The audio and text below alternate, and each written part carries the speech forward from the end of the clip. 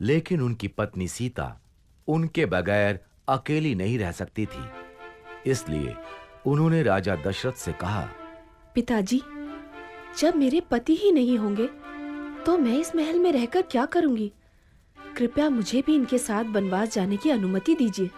और फिर लक्ष्मण ने भी कहा, पिताजी, मुझे भी भैया राम के साथ जाने की अनुमति दीजिए, क्योंकि राम के बिना लक्ष्मण कुछ भी नहीं है। सीता और लक्ष्मण की विनती सुनकर राजा दशरथ ने कहा, समय मुझे तो मेरे राम से दूर कर रहा है, किंतु मैं तुम्हें तुम्हारे प्रिय राम से दूर नहीं कर सकूंगा।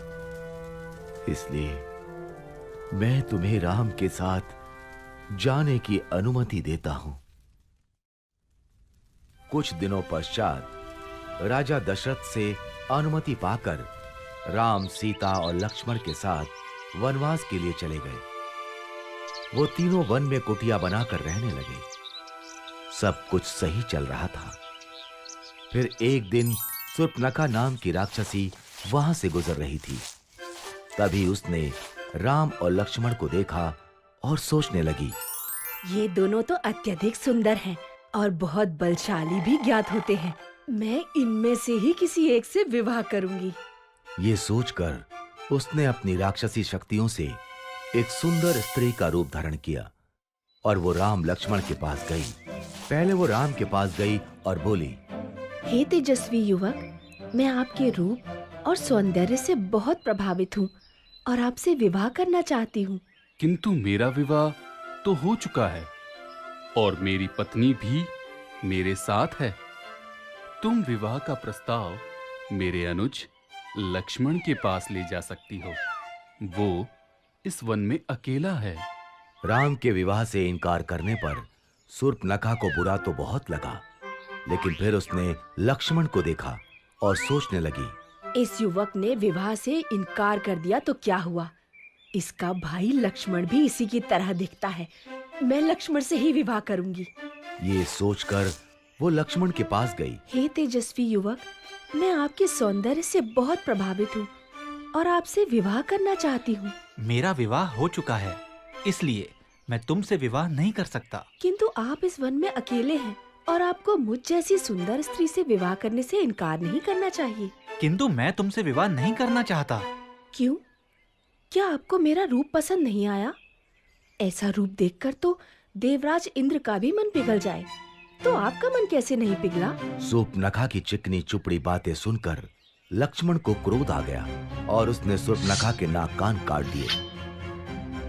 नाक कान कटते ही शूर्पणखा अपने राक्षसी रूप में आ गई।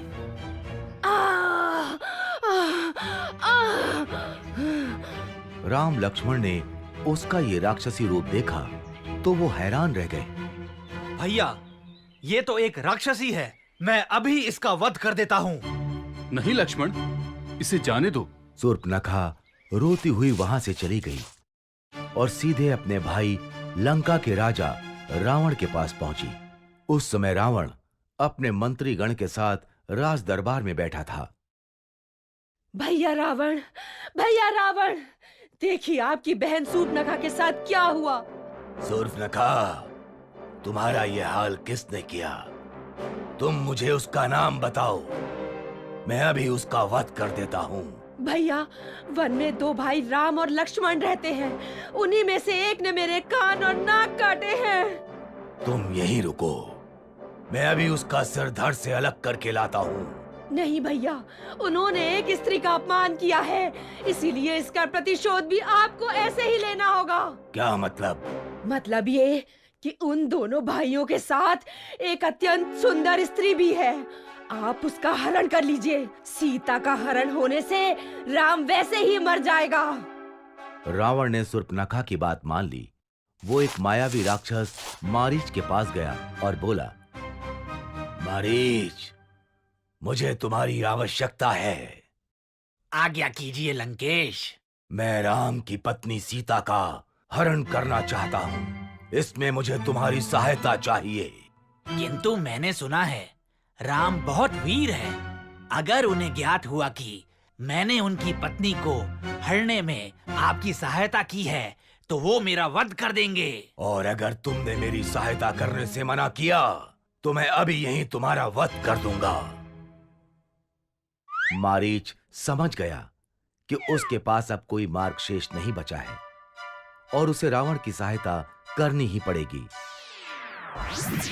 वो दोनों वन पहुंचे।